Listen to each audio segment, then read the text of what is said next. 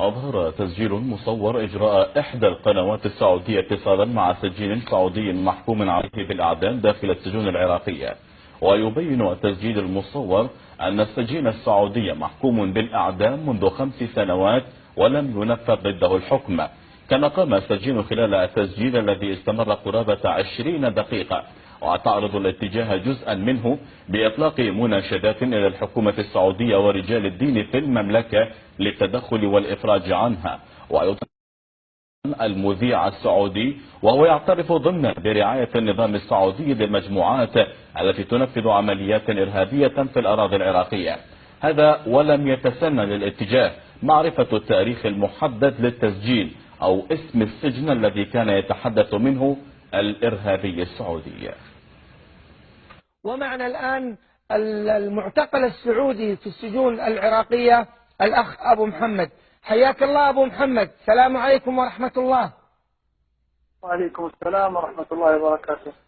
أبو محمد، والله لا نملك سوى أن ندعو لكم، ويعني إخوانك هنا في السعودية يبثونك وأنت وزملائك السلام، ونسأل الله سبحانه وتعالى الثبات لكم.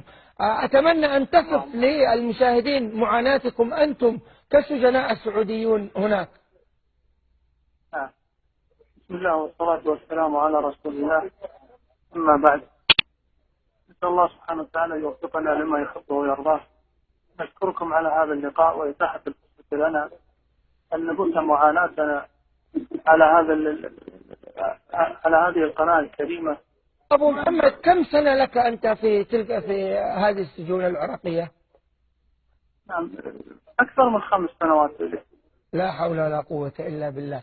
طيب، يعني أنا عرفت أنك محكوم عليك بالإعدام، يعني أتمنى أن تصف لنا مشاعرك، يعني